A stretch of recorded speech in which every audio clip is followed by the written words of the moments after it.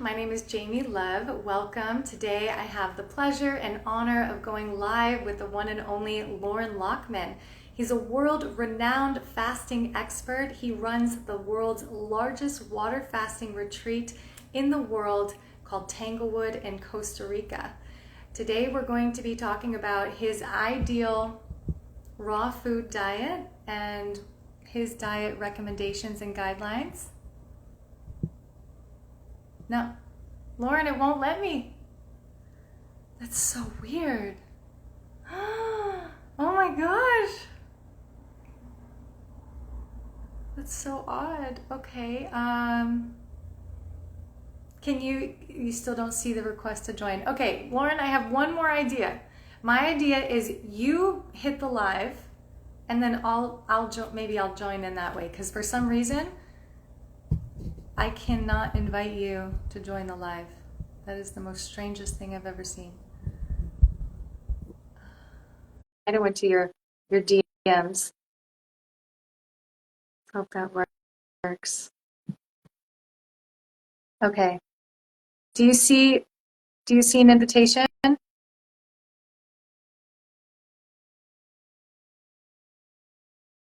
Your DMs. Okay, you know what the issue is? What? It doesn't work on the laptop, only on the phone. Oh, okay, gotcha. On my laptop because it's a much bigger screen. Okay. Should we stay on this account or go back to the worldwide, or just we're here now, right? It's up to you. I think we can stay. Yeah. Okay, perfect. Okay. Anyways, welcome, Loren Lockman. I actually had the pleasure of meeting, and I can't see you, by the way. I don't know if you can see me. I can see you. Okay. Hang on, there we go. Perfect. As long as I'm centered in the screen. I had the pleasure of actually meeting Loren Lockman in person. He came to a few of our raw food meetups here in Los Angeles, and he also went to one in Orange County and in San Diego. He was a guest speaker at a few of our events. Such an honor to have you, Loren, and it's so great to be on this call with you, to connect with you. And so thank you so much for all of that you've been doing in the community, to share and to be there and to offer your knowledge and your wisdom. It's been so great having you. Well, it's a real pleasure getting to know you over the last, I guess it was about 6 weeks ago we first met. Yeah, it's been a while now. Something like that, yeah. I'm going to try and put my headphones in. All right. Can you hear me okay? Yeah, I hear you. I just don't want too much feedback. Okay. Okay, can you hear me? I hear you perfectly well. Oh, perfect. Okay. Can you still not see me? Yeah, sometimes, I'm telling you, Instagram is really glitchy. Sometimes I can see people, sometimes I can't. Those of you that are with us, can you all see me? Yeah, they can see us both. It's just a weird glitch. Yeah. Okay, so today I would love for you to share, first, why don't you share a little bit about your journey, how you even got into health and raw foods and fasting and everything. Like, how did it all start for you? Yeah, sure. I think it's probably a fairly typical story. We get sick, we look for a way to heal. You know what happened for me? I was 6 months out of college, and it's been a couple of years. It was 40 years ago, and within about 6 months, I was actually going back for my fifth or sixth cup of coffee before lunch, and I thought to myself, I think I might have a caffeine addiction, and so I stopped. I said that I wasn't willing to be addicted to anything. So I stopped drinking coffee, and it didn't take long before I realized how exhausted I was. Okay, I've been propping myself up with caffeine, but I was completely exhausted. I was later diagnosed with chronic fatigue, irritable bowel syndrome, systemic candida, chronic sinusitis, and 57 allergies.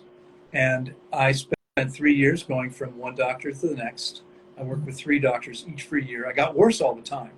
And finally, it occurred to me that medicine didn't really have the answers. Now, this is, I know this is not a surprise for you, Jamie. It's probably not a surprise for anybody following you or I, but 114 years ago, medicine forever changed and became 100% about selling drugs and surgery. That's really it.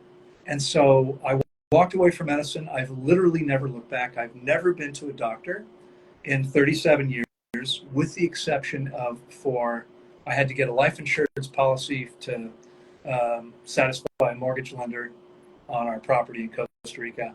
And when I've had trauma, when I needed the emergency room, trauma medicine is beautiful, perfect. And I'm alive on several occasions because of it. But I would never go to a doctor again for anything else. And fortunately, I haven't been sick in 37 years since I took over myself. I mean, I didn't know where else to turn. So, I tried after I gave up on medicine. I tried chiropractic. I tried herbs. I tried not naturopathy, homeopathy. What else? I didn't know where to turn. So I started by looking back to nutrition. And this is particularly germane today since we're going to be talking about diet. I had started studying nutrition at 14.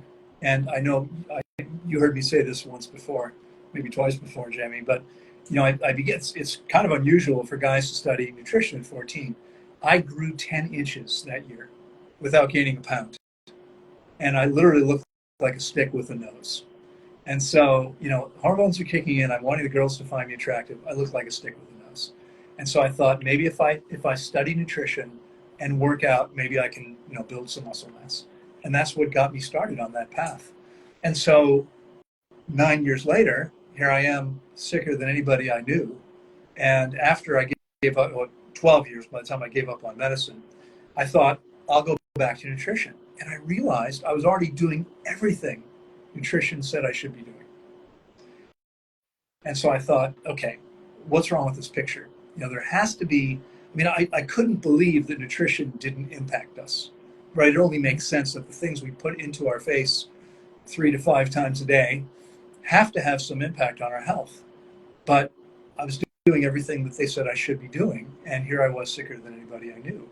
And so I started thinking about this, and both with my diet and fasting, what happened was, basically it was an answer to the question, what would I do if I lived in my natural habitat? My natural habitat, I reasoned, was not outside of Washington, D.C., where I was living at the time, but it was in the tropics. And, I say that because San Diego, Los Angeles, where you live, beautiful places. You don't want to walk around in your birthday suit 365 days a year, okay, outside. Doesn't work. Only in the tropics can we do that. Okay, we have not adapted to other climates. We've been smart enough to adapt the climate with clothing, buildings, heating and air conditioning, etc. Okay, but we're tropical animals. And so with diet, I started thinking, okay, if 25 million other species have a natural diet, we must have one too. And this is such an important piece because everything that I teach and practice comes from this place. Okay, and it's what informed me 37 years ago. Now, there was some refinement. I didn't get it. I didn't figure it all out right away. But again, I want to point out that I went from being very sick. Within 6 months, I was so much healthier that people that knew me, if they hadn't seen me in a month or two, they would come up to me and say, "Oh my God, you look amazing. What did you do? Can you help me? Can you help my partner, whatever, my kid?" And what I did was I started out by giving up all processed foods and all animal products because it was obvious that anything processed could not be part of our natural dietary. And with a little bit of study, I don't think with this audience, yours and mine, I don't think we need to spend too much time talking about animal products. But the bottom line, the simple fact is that the animals on the planet that eat animals have completely different digestive physiology and anatomy than we do. Okay. And they're So, not cooking it either. They're not cooking their food.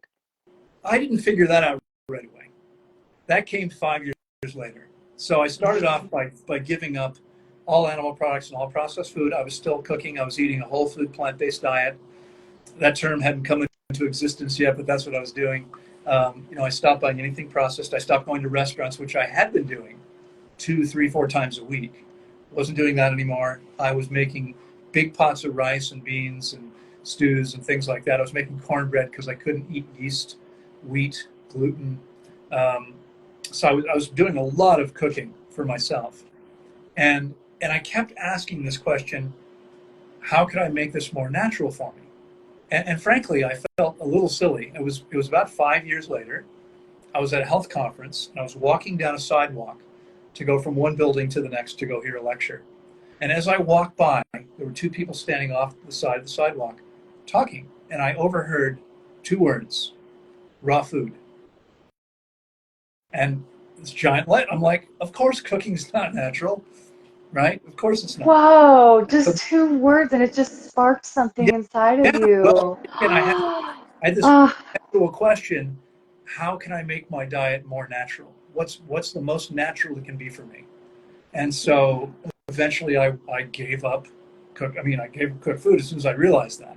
But it took me 5 years, and I'm a little embarrassed now because it seems so obvious now. You said it immediately. They don't cook their food. Didn't even occur to me. Didn't occur to me. Now, by the way, I think you know this about me.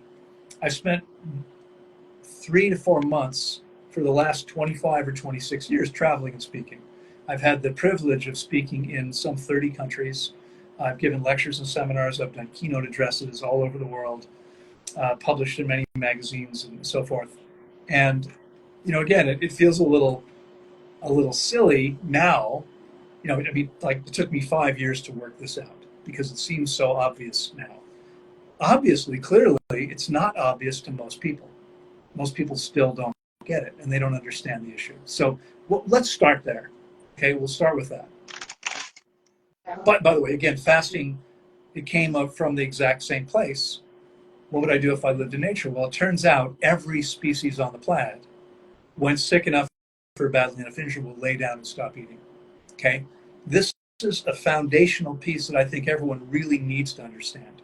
Cleansing and healing are biological processes. And what that means is that only the body can cleanse or heal the body. That's it. And so fasting is so powerful because it simply allows us to get out of the body's way. And I know that's for another discussion, but you asked me how I got into, where I am. That's yeah. what started. But back to diet. So I think there's a lot of misconceptions out there, a lot of things I think we want to talk about, and we can start with the most obvious ones. In fact, I'll tell you a little bit of the story. My own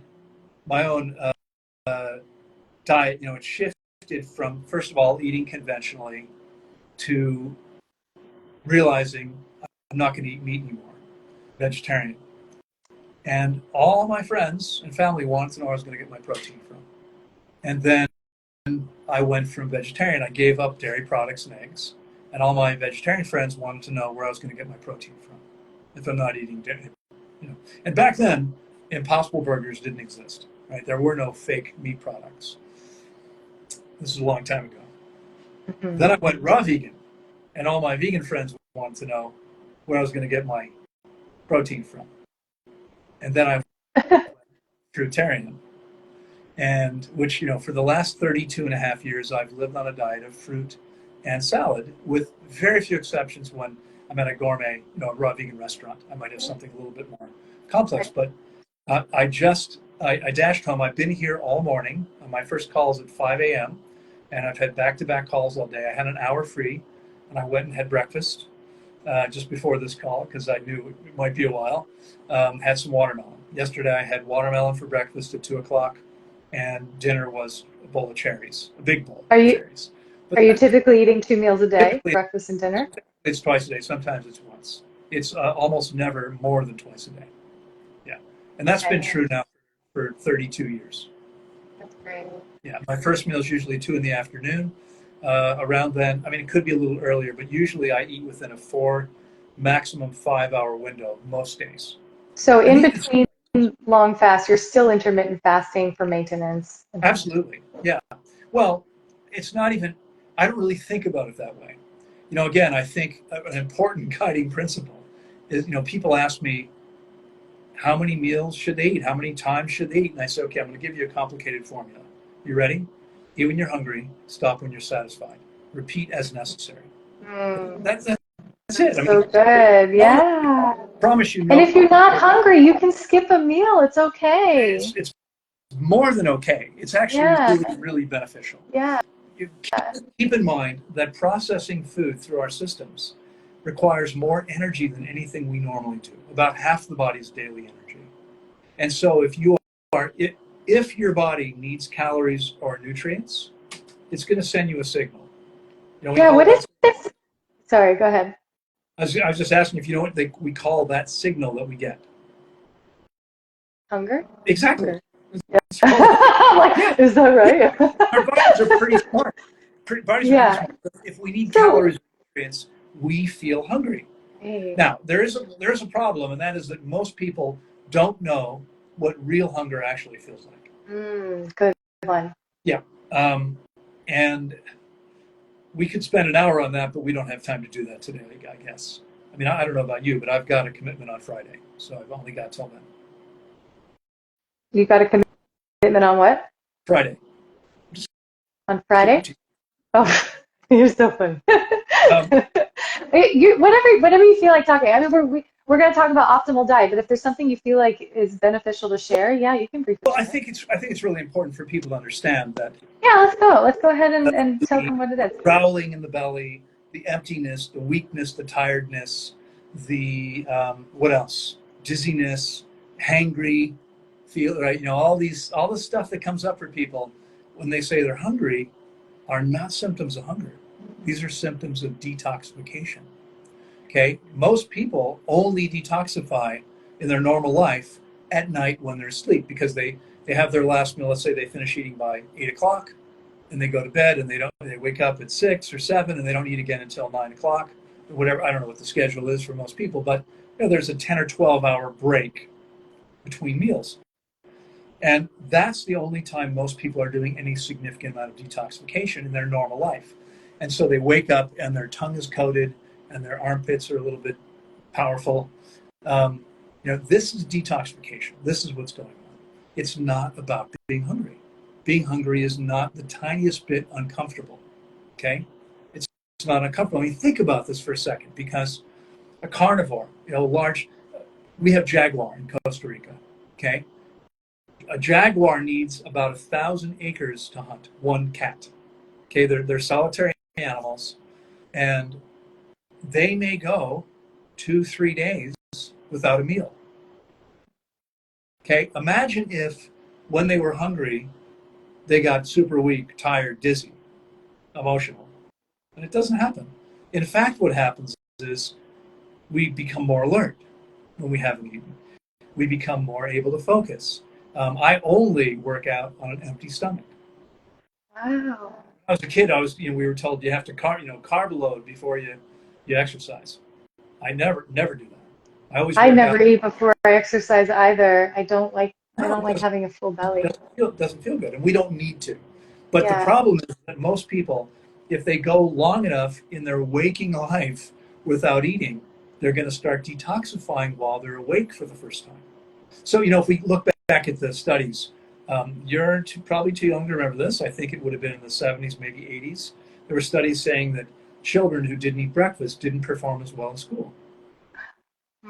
I'm Yeah. I'm not I arguing think with that's still a thing, Lauren. I think that's still a well, I'm thing. sure it is, but Yeah. it's not necessarily because they need the food. Folks, we don't run on food. We run on Right. microelectricity. Okay, and we produce that electricity when we're asleep, mostly with the food we ate before. So if I wake up this morning, I've got all the energy I need, and eating doesn't change how much energy I have to run on, because it's not until I make more electricity that's going to affect me. Okay, so why do people feel worse if they skip a meal? Because they're detoxifying. Once your body is clean, I mean, there are many days I've been so busy that I don't eat at all.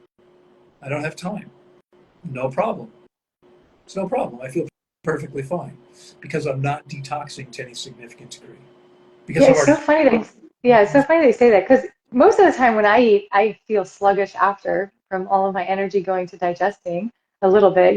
I can feel my energy drop after fasting when I start to eat again. But it's funny that when you feel in love, you're not hungry. Like, does anybody ever do that? Like, where you're feeling like in love with life or in love with your purpose, and you have zero hunger. Does anybody notice that? Well, I mean, I think I'm in love with my life and my purpose and my amazing girlfriend, and I still feel hungry sometimes. But it's never an unpleasant, uncomfortable Yeah, feeling. And right. that's important. That's important to understand. Yeah, Okay. yeah, yeah. Now, unfortunately, I mean, for many people have never felt real hunger in their life and may not feel it until they get their body clean enough to actually Mm. notice what that feels like. And so, Mhm. you can't, I mean, for some people, they may just need to eat 2 or 3 times a day because they're not really sure when they need to eat. But let's go back, I think, maybe more importantly, to what we should be eating and why. Okay. All right. Yeah. Um, so, again, I think, a good starting point, protein, right? Where am I getting my protein from? There's a lot of people out there, there are people out there who have been raw vegans for years that are telling you you have to take powder from dried barley grass juice. Now, I started off by saying that processed food can't be part of our natural dietary. How could we need the powdered grass juice when we're not grass eaters? Mhm. How's that possible? How is it possible that every other species, no matter what they eat, I mean, anteaters eat ants, and cows and sheep and goats eat grass, and deer and giraffes eat leaves off of plants. There's many different diets, but all of them get everything they need, including all the protein they need. Okay? Protein has been blown completely out of proportion. The fact is that we triple in size as infants, consuming 2.5% of our calories from protein. That's what breast milk averages over the course of the first year, 2.5%. Most adults eat 10 times that much protein. Is it possible we could need more protein than a human that's tripling in size? I think the answer is no. Okay? We need tiny amounts of protein, and every living cell, the structure of the cell, is made of protein. So, yesterday I got my protein from watermelon and cherries. Today it'll be watermelon and I don't know what else. I'll see what we have when I get back to my friend's place. But I don't ever focus on trying to get enough protein. In fact, I think it's important to think about protein so you don't get too much, because all the research is pretty clear. The more protein we consume, the faster we age and die. The only Wow. the only people, Wow. I mean, in fact, there was a paper published about 2 years ago now that said if you get 30% of your calories from animal protein, you have 3 times the risk of death from all causes. Okay, so if you're listening, you're eating a carnivore diet or a ketogenic diet, animal products, you don't want to keep doing that. Okay, it's a terrible idea, and it's important for people to understand. I mean, there may be someone listening saying, "Yeah, but I had diabetes and now I don't have a problem." Well, that's like a vampire saying, "I just don't go out anymore, and the sun's not an issue anymore for me." Mhm. No, you haven't fixed anything. You're just avoiding the issue. We should be able to consume carbohydrates. Coming back to the fasting piece, when we don't eat, what the body is doing is it goes through a series of stages in a fast looking for carbohydrates. No matter how much fat you have, your body is looking for carbohydrates. It does not go to fat as a primary source of fuel for about 3 days for most people. Okay, the body wants to run on carbs, not fat. Okay, so yeah, you can make it run on fat. Is that a good idea? Definitely not. Okay, is it natural for us? Definitely not. Again, think about the carnivore, a 500-pound tiger. Digestive tract from mouth to anus is roughly 12 feet. Okay, that tiger is nearly 5 times your size, Jamie, right? Roughly 3 times mine, probably closer to 5 times your size. But your digestive tract is 2.5 times longer than its is. Okay, animals that eat meat have to eat and eliminate quickly within a couple hours. In a healthy human body, it's an 8 to 12 hour transit time from one end to the other. Okay, that's a healthy human body. The average human body, 4 days. Transit That's time is 4 days. 4 days. Oh my gosh. And that's even with fruit? No, this happens. I don't know what the average is for people eating fruit because no one's tracked that, but it's certainly going to be less. Now that happens specifically because our lung systems are meant for vegetation, fruit, and leaves. Okay? Now, watermelon, I've mentioned several times, it happens to be my favorite fruit. It's 92% water. Okay? It's pretty high. You know what's higher than watermelon and water? Lettuce, Right. cucumbers, tomatoes, peppers. Not much else. All those things are anywhere from 92 to 90, 93, 96% water. Lettuce and cucumbers, both around 95, 96% water. So we're meant to eat things that are high in water and fiber. When we don't eat things that are high in both water and fiber, things tend to get stuck in the small intestine and stuff builds up. Now, again, this is a controversial subject. A lot of people say this stuff doesn't exist. And people are welcome to believe whatever they want. But folks, I've taken nearly 11,000 people through fasts averaging 26 days, nearly 4 weeks. Every single person who follows directions, some people don't, but if you're following directions and you're drinking what I'm telling you need to drink throughout the process, you will eliminate many, many pounds. I love that you reach for your water. I'm like, I need to drink more. Most people do. Many, many pounds of old hard waste. We see people eliminating over and over again. It's crazy what happens. Okay, Wow. one of my calls today was with on one of my group calls is a woman who is doing her second fast with me, and she didn't quite understand the dietary piece too much. And I was talking about because she said to me, and folks, listen up because this may apply to some of you. My friend David, who I'm staying with, said to me, whenever I eat watermelon, I feel bloated. I said, yeah, Dave, that's called melon belly. It's pretty common. And that happens because you're hydrating old waste stuck in your body. Okay, that's what. Wow. Get Okay. that waste out. I never have melon. I just ate a whole watermelon this size. I feel perfectly fine. Okay? Melon belly happens because you're hydrating stuff. We don't hold water in the belly unless there's a sponge in there to absorb it. If you've got a whole bunch of old material stuck in your system, every time you eat or drink, you're gonna hydrate that stuff. This is what And happens. that's the same for just even drinking water and getting bloated. Well, it's a little, yes, I mean, it happens for some people drinking water. Um, it's a little bit different because the watermelon goes slowly through our digestive tract where the water is absorbed. It goes into the mouth, into the stomach, and is absorbed into the small intestine. And so it doesn't necessarily, if you drink water, it doesn't go all the way through your 32 feet of digestive tract. But if you eat watermelon, it's going all the way through, and that water is going to be absorbed by all the stuff sitting in there. So the more stuff you have in there, the more uncomfortable you're going to be. And watermelon, because it's 92% water, what that means is it's not very calorically dense. You have to eat a fair amount to satisfy yourself. And because it's so high in water, you're eating a lot of this perfect water. And that's why it happens only with melons for most people. Most other things you're not, I mean, cucumbers are high in water, but how many cucumbers are you going to eat at one time, right? I mean, I'm going to eat 5 to 6 pounds of watermelon. I've never eaten that many cucumbers at once. I'm not going to eat that much lettuce. That's probably 6 heads of lettuce. I'll eat 1 head of lettuce. I'm not eating 6 at a time, right? So it's important to understand that the only people on the planet, coming back around, that are protein deficient, actually protein deficient, let's say younger to middle-aged people, are people who aren't eating enough calories.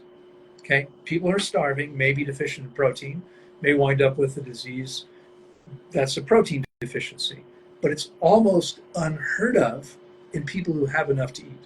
Okay, again, folks, we do not have to worry about this. What if I want to build muscle? You don't have to worry. You don't need much protein. It's not a big deal. Small amounts of protein is all we need. I easily meet my protein needs, stay strong and fit, and I eat very few calories. Now, I want to be really careful here because this comes up. It's come up on podcasts, hundreds of times. And then people say, Loren said you should only eat. I'm not saying that. Okay. What I said to you before was you should eat when you're hungry until you're satisfied. Most people, my girlfriend is a lot smaller than I am, but she eats just as much, if not more, than I do. Because I fasted 3.5 years of my life cumulatively. and she's fasted 3 weeks. It's a pretty big difference. Okay, I've done 175 weeks, and she's done about 3. So And is this her because your stomach like shrunk where you don't need any no, as much, or you? yeah, it's interesting because I just saw someone say that on some Facebook post where I was tagged. Your stomach is only about the size of your fist. It's a small elastic bag, and when you eat, it's So much of it. but it doesn't shrink below that size. Okay. Okay, it doesn't get smaller than that. It's not about that. What happens is the more you fast properly and the longer your diet is close to optimal, the more efficient your body becomes. The less food you need because your body becomes much more efficient. I've seen this with professional athletes who are clients of mine. Professional football soccer player from the UK who, after fasting 30 days with me, on the 6th or 7th day of refeeding, he's eating watermelon and papayas and drinking coconut water, eating mangoes and pineapples. And he says to me, "How many calories am I eating?" And I went and calculated it. And he said to me before he asked, he said, I can't believe how good I feel. It's only been 6 or 7 days. After 30 days with nothing, with only water, I feel stronger than ever. I mean, this is a professional athlete, so they rebuild muscle very easily. Okay, but he's working out 3 hours a day. He's feeling stronger than he's ever felt. He's tons of energy, and he said, and I tell him, yesterday you ate about 1,000 calories, and he said, 6 months ago I was eating 6 times that much. Didn't Wow.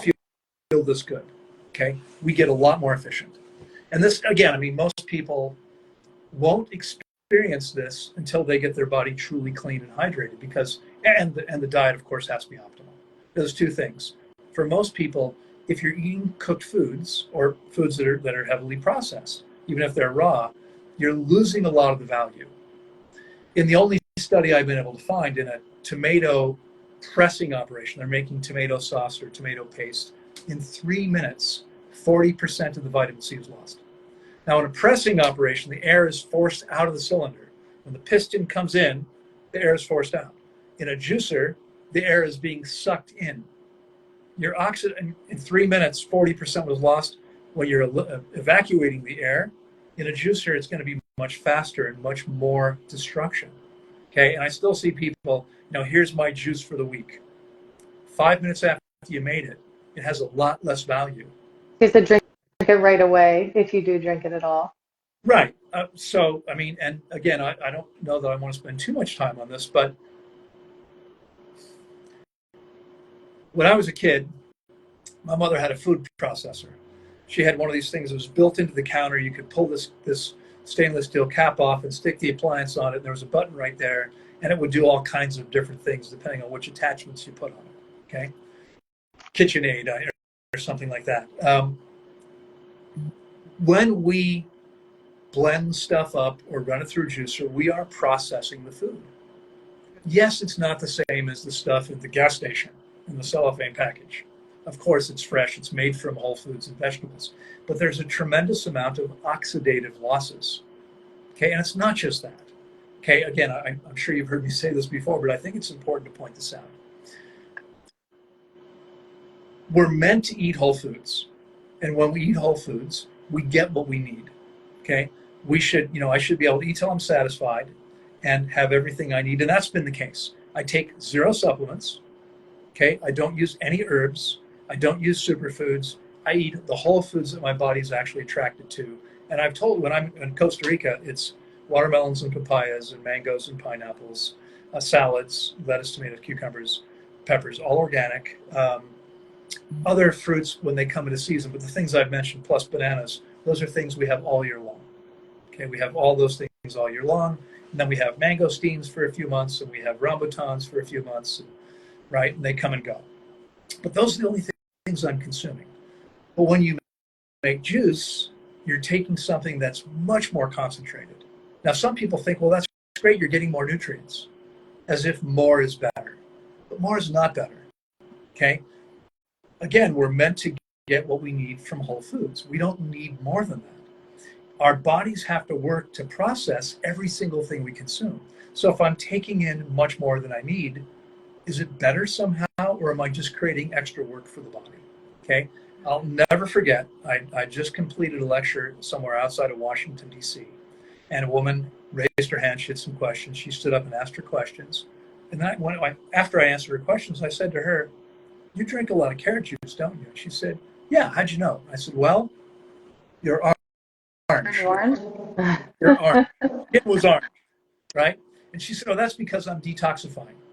And I said, "I don't know, but I run the world's largest water-only fasting center. It's the single most powerful way to detoxify your body. No one has ever turned orange." Yeah. Okay? Turning orange is not a sign of detoxification.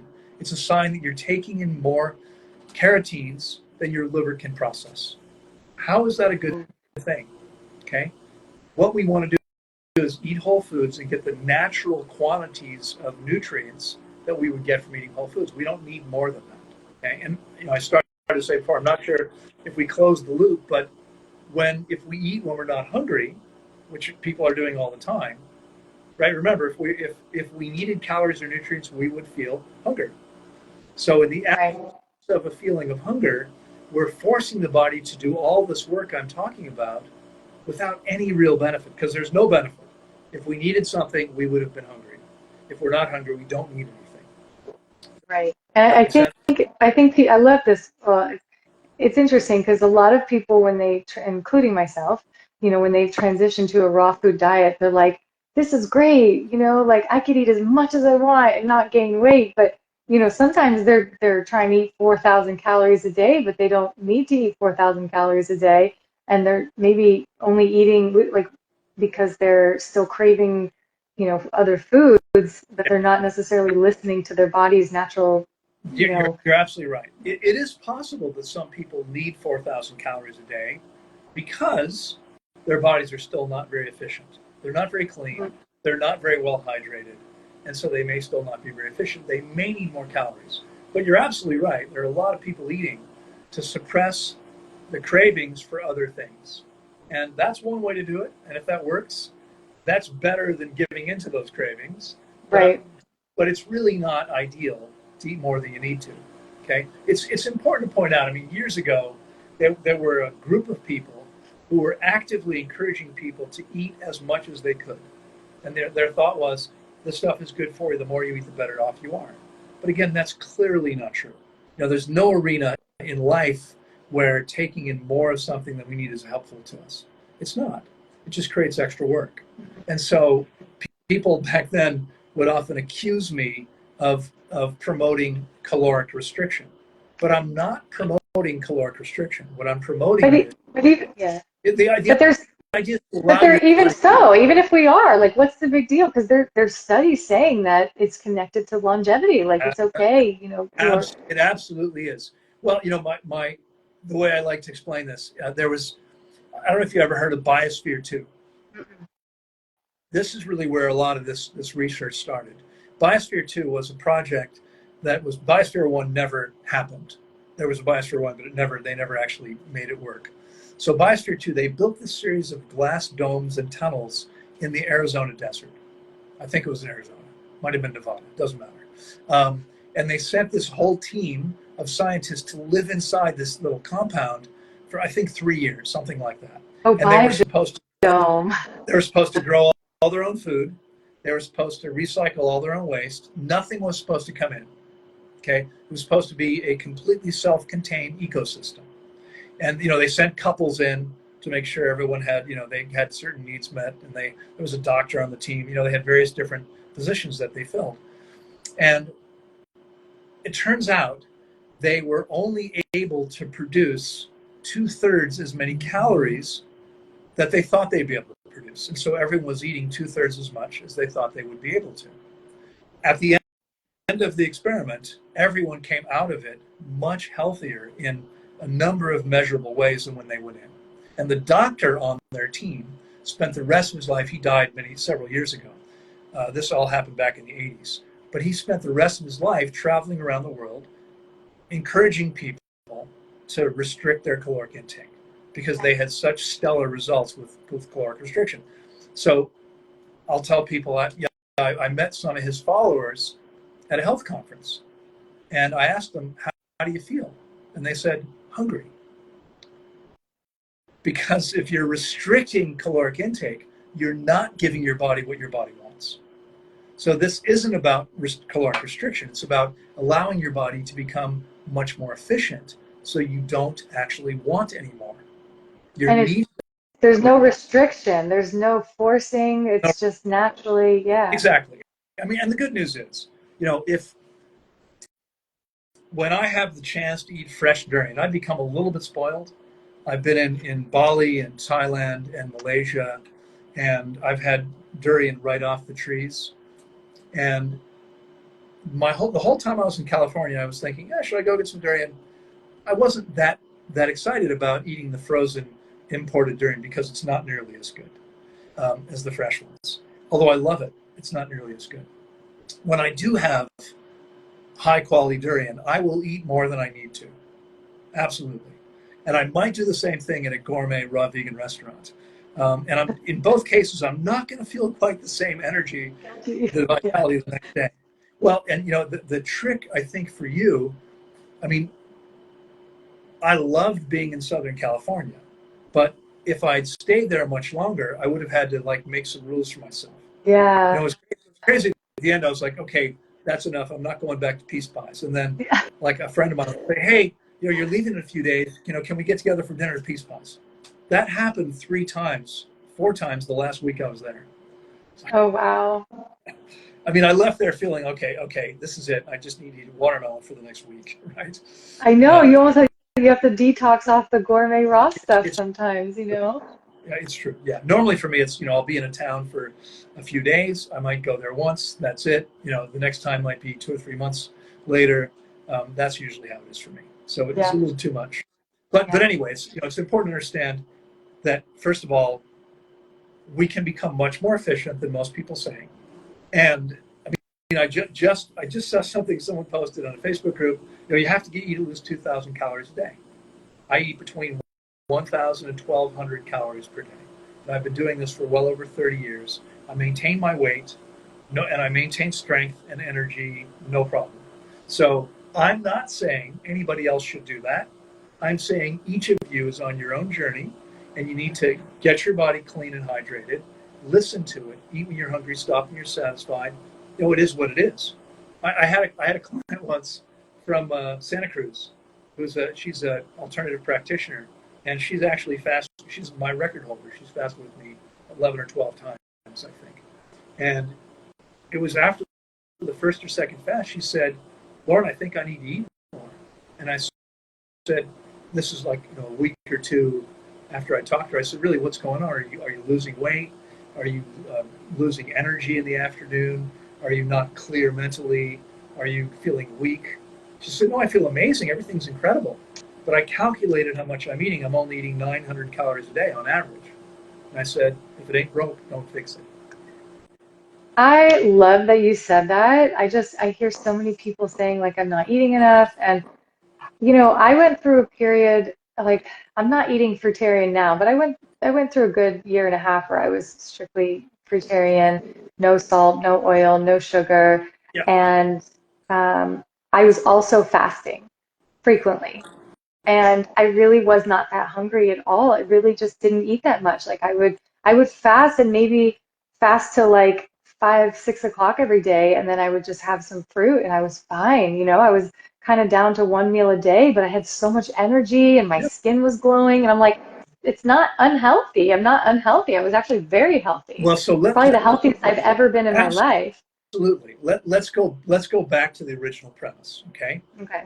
25 million animal species all have a natural diet. Okay.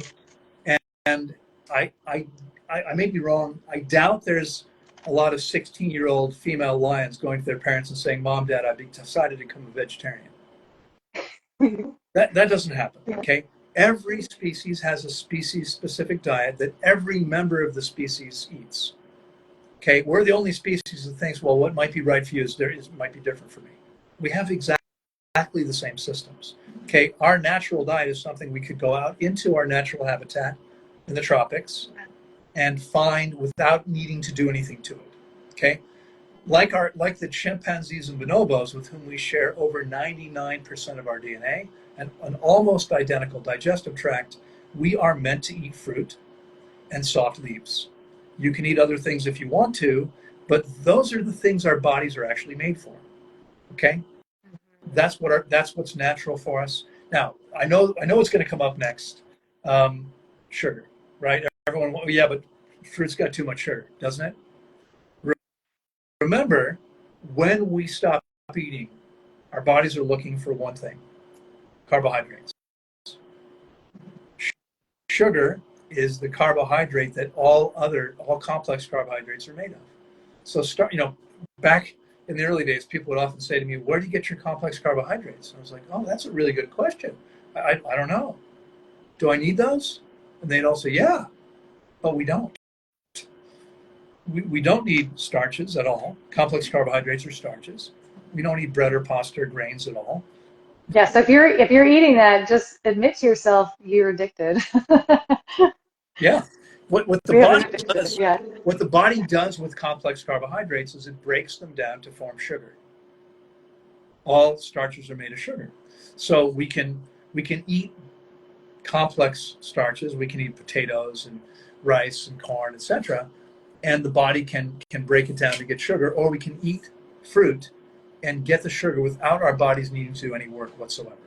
Okay? All species live according to something called the law of efficiency. I hope it's obvious, but it's a lot more efficient to get the building blocks we need with the least amount of effort on the part of the body. Right? So remember, I talked about the fact that all living cells, the structure of every cell, including in the watermelon, it's summertime, so watermelon, peaches, nectarines, strawberries, all these things, they're all made of protein, the structure. The cell nucleus of every living cell is made of fat. You don't need any concentrated fat or protein. Now, it's not to say that you can't eat those things if you want to, but you don't need them. And if you overdo it, you will feel the burden. I mentioned to you that 3 times the risk of death if 30% of your calories come from animal proteins. 2 times the risk of death from all causes if 30% of your calories come from plant proteins. So we want to be clear, it's not just the animal proteins that are the problem. They are more of a problem, 50% more problematic. But even plant proteins taken in excess are harmful to us. Okay, there is an amino acid, and I don't remember right now which one, but it shows up in virtually every protein, and it seems to be the one that causes this increased rate of aging and death when we overconsume it. So again, just to be clear, we don't need to worry about that. We should be eating what's natural to us. So back to sugar. Don't we get too much sugar? Okay, there's so many studies now saying that fructose is bad for us, but is fructose bad for us? What do you think, Jane? No. Fructose is Oh, perfectly fine. fructose? Yeah, fructose is from fruit. No. Fructose is fine. The problem is that we're meant to get it in its natural package, the original package. Um, The peach, the watermelon, the mango, the grape, the raspberry, the apple, the orange. When we eat the fruit, what happens? We're getting lots of water and a Fiber. fair amount of fiber. And water and fiber slow down the absorption of sugar into the bloodstream. When they talk about fructose being problematic, 100% of the time, the studies are looking at high fructose corn syrup, which all processed foods contain. They're not looking at what happens when you eat fruit. Okay? What When, about, what about, yeah. Go ahead. I'm sorry. Well, I'm thinking like there are a lot of people who have fruit-based diets who are drinking lots of fruit juice. Serious problem. Yeah. Juices have 3 to 4 times the glycemic load of the whole fruit. And what that means, glycemic load, so most people here have probably heard of glycemic index, okay? And unfortunately, very few people actually know what it means. I mean, you can hear doctors and nutritionists talking about this, and they'll say, well, you should avoid this because it has a high glycemic index. You know what the highest glycemic index fruit is that I know of? The highest common fruit? Watermelon. Glycemic index has nothing to do with how it impacts your blood sugar, not directly, not by itself. Glycemic index simply talks about how quickly the carbohydrates, sugar in this case, is available to the body. So because watermelon is so easy to digest, the sugar is available very rapidly. That's interesting. Okay. But is there a lot of sugar in watermelon?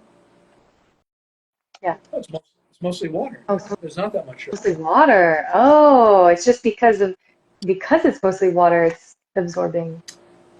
It's because it's mostly water. There's not so much fiber. It's very easy for the body to break it down and digest it.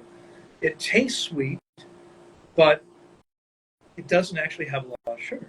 So someone realized maybe 20 years ago, glycemic index isn't particularly useful because it's not just how quickly the sugar is available, but we also have to look at how much sugar there is. I wish my husband was listening to this right because he's obsessed with the glycemic index.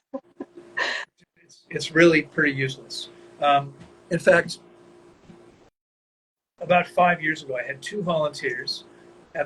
Normally I had four volunteers at the time. I say had because we're moving away from volunteers. We still have some, but we're not doing so much of that. But we had two volunteers at the same time who were both type 1 diabetics. Okay? Guess which fruit had the least impact on their blood sugar? Watermelon. Exactly. Okay, and yet it was the highest glycemic index. The glycemic index doesn't tell us anything. Okay, it only tells us how quickly we can access the sugar. But it's obvious, I hope, if let's say we have watermelon. Let's just say this: we have A and B. A has a very high glycemic index, but only has 2 sugars. B has a half the glycemic index, but it has 400 sugars. Which one's going to have more impact on your blood sugar? B will. It might take a little longer, but it's going to have much more impact because it contains a lot more sugar. And so someone came up with something called the glycemic load. And glycemic load takes the glycemic index and multiplies it times the percentage of calories from sugar. So if sugar makes up 10% of the calories, you're going to multiply that percentage times the glycemic index to come up with the glycemic load. On the glycemic load chart, 0 to 9 is low, 10 to 19 is moderate, 20 and above is high. Watermelon has a glycemic load of 3 or 4. It's not even halfway up the low part of the chart.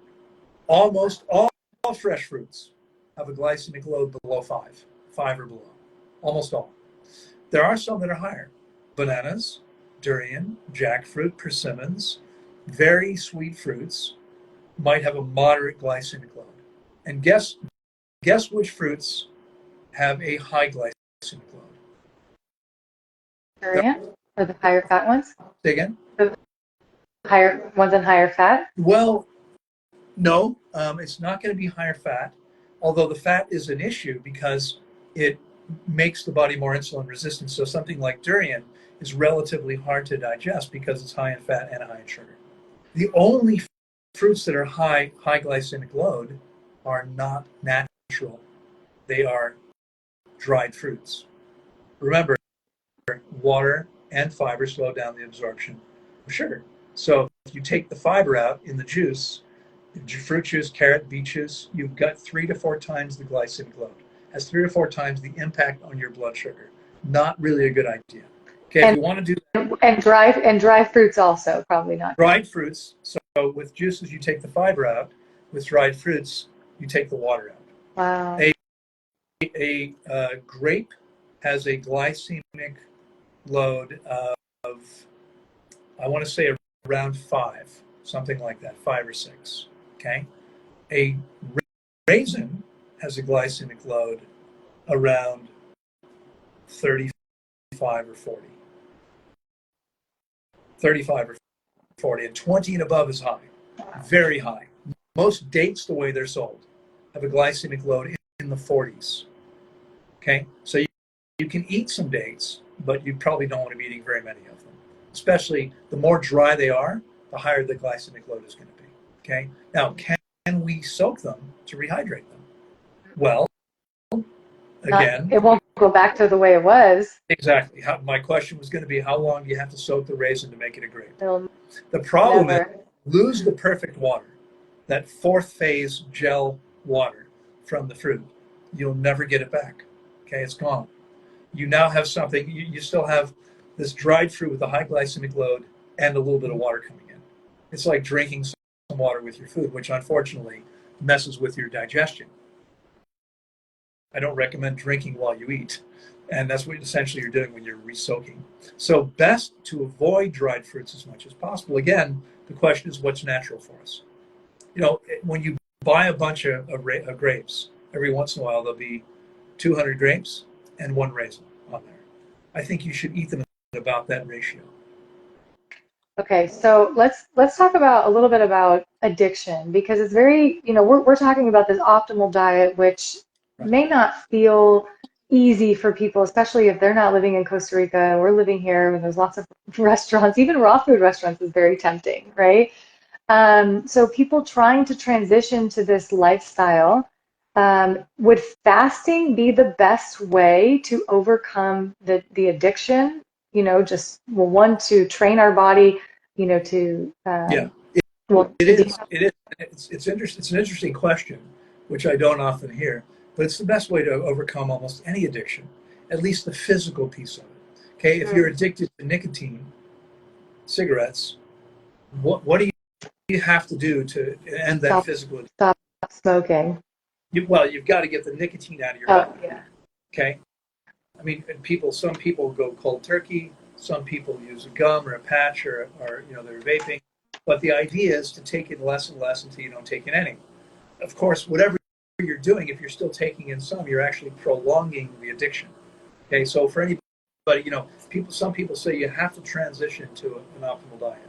I didn't do that. I mean, I went in stages, but it wasn't like, okay, I have to. I went from eating um, cooked vegan food, all kinds of things, to saying, okay, I'm not eating anything else cooked. Now it's going to be all raw, and it was very simple because that's what our bodies are actually set up for. When we do that, there may be some detoxification that happens, but if you're willing to get through that, you'll go through it much more quickly because you're not prolonging the addiction. So whether it's an addiction to specific foods or it's an addiction to heroin, dairy products, I don't know if you're aware of this, but some people say that cheese is more addictive than heroin. yeah, Um, so, whatever the addiction is, if you give your body a chance to detoxify sufficiently enough, the addiction, the physical addiction is gone. You still have to deal with the emotional piece. Right? The yeah. psychological addiction can be difficult, but the That's the physical, hard part. Yeah, yeah. So, if we can, I'd like to cover a couple other things I think are really important. go Uh, for it. Yeah. and again, I want to point out, there are people, I don't hear from them too much anymore, but people used to harass me because I'm saying, okay, here's what's optimal. This is what I do most of the time, and then there'd be a picture of me in a raw vegan restaurant, like, you're eating that? I'm like, I know people are so critical. It's awful. um, yeah, every once in a while, I'll have a meal, which is a little bit of a compromise. Now, personally, I'll draw a line. I won't eat any cooked food because cooked food is highly addictive. And I mean, I've had many clients say to me, I was all raw, and then I thought one day I'd just try some rice and beans, whatever. And they'll tell me, it's now been 5 years, I haven't been able to stop. And so there's a line I won't cross. I'm 32 years raw, and I'm going to stay raw. Now there has been some cooked food in the past, but it's every time I've done it, my body has said, "Okay, you're an imbecile. Now you're going to suffer for a day or two." And that, like, after a while, I thought, okay, it's not worth it. I'm just not going to go there anymore. Okay, so again, everyone has to decide for themselves where their line is, and it's important to understand that the results you get. I'm now 37 years without a day sick.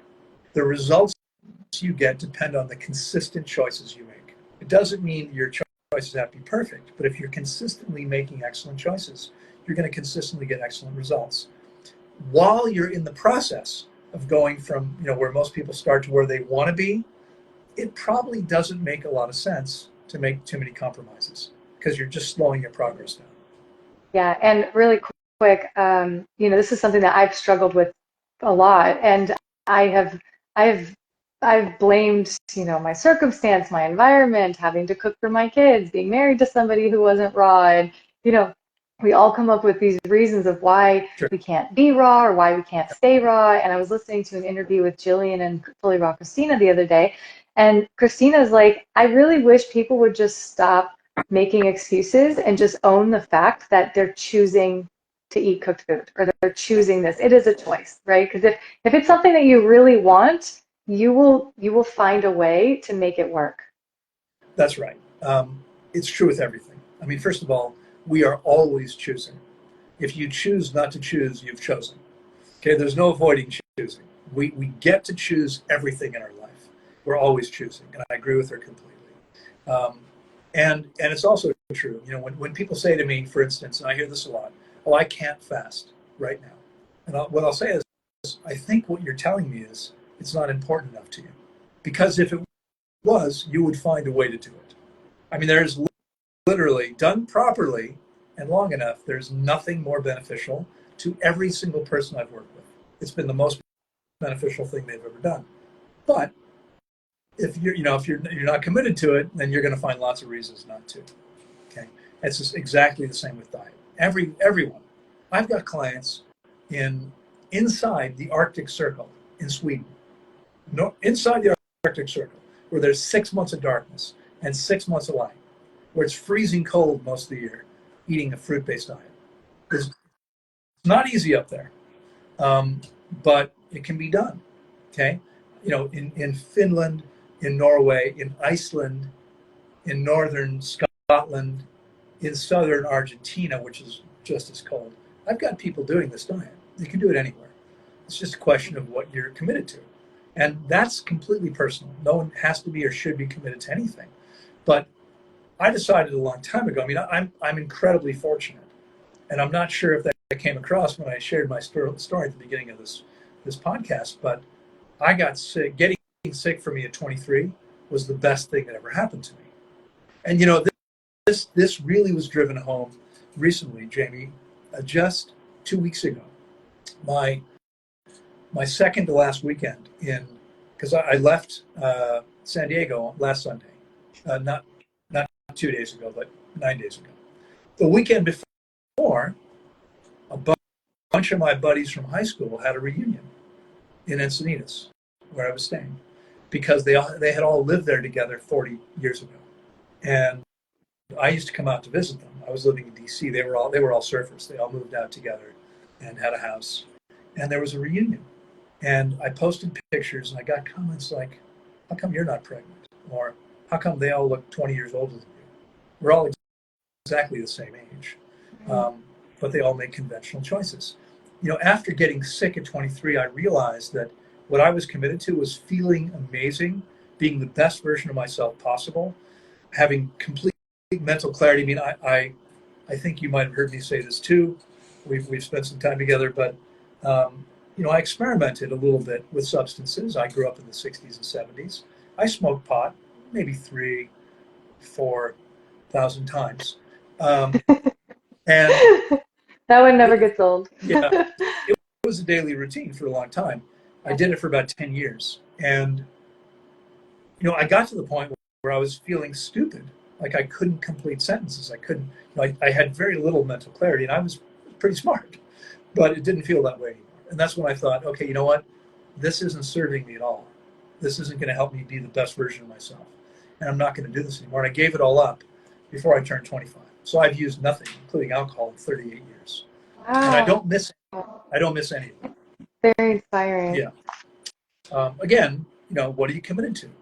And I agree. So, folks, if you're listening, don't beat yourself up if you've made excuses in the past, but get clear what you're committed to and stop making excuses. Okay, do what you choose to do.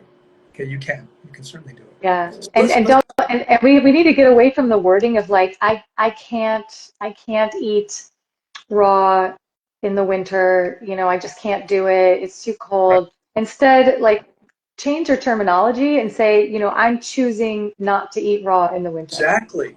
Yeah. That's exactly what I tell people. I have a little rule, and it's not a rule. I don't, but I ask every client at Tanglewood, are you willing to stop saying I can't? I mean, you're not going to hear me say I can't do anything. I choose not to do that. You're Or disempowering yourself when you do exactly. that. Exactly. Or maybe I don't know how to do that, which leaves open the possibility to learn how. When I say, Henry Ford once said, whether you believe you can or you believe you can't, you're right. Or this one, I'm willing to eat raw in the winter. I am Yeah, willing. exactly. There are things you can do, and I mean, you can get a double boiler, and you can heat raw soups up, not to the point where they're cooked, but just to warm them up a little bit. Okay. You can have a beautiful raw soup if you want to go that way. I mean, what I would do is I would put on a sweater and heavy socks and eat my fruit and salad. But for someone it really feels like they need something warm, you can still warm food up. That's okay without, right? But let's get into some of the deeper things I think that really trip people up. Onions and the whole allium family. Onions, chives, garlic, they're all in the same family. It's the allium family. If they're called the allium family because they make a compound called allicin. And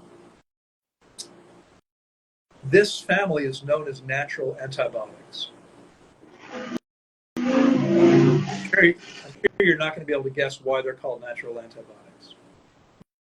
Maybe No. because they are. Okay. What That was an easy answer. right? Who would have guessed? What antibiotics do is anti against biolife. Okay. Now, when you think about your body consists of approximately, I haven't counted them all, but approximately 70 trillion cells. Okay. And approximately 700 trillion bacteria. We need those bacteria to survive. We need them to function. They actually do most of our immune function for us. Okay, their job is to consume dead and dying tissue. They're nature's garbage men. All right. Antibiotics kill bacteria. They're only for bacteria. Okay, so why would you want to consume something that would destroy the bacteria you need to be healthy? Well, the answer to that question is very simple. Most people think that if they have no symptoms, they're well. But what drugs do is they suppress symptoms and don't make us healthier at all. They just suppress symptoms. That's actually what most things do.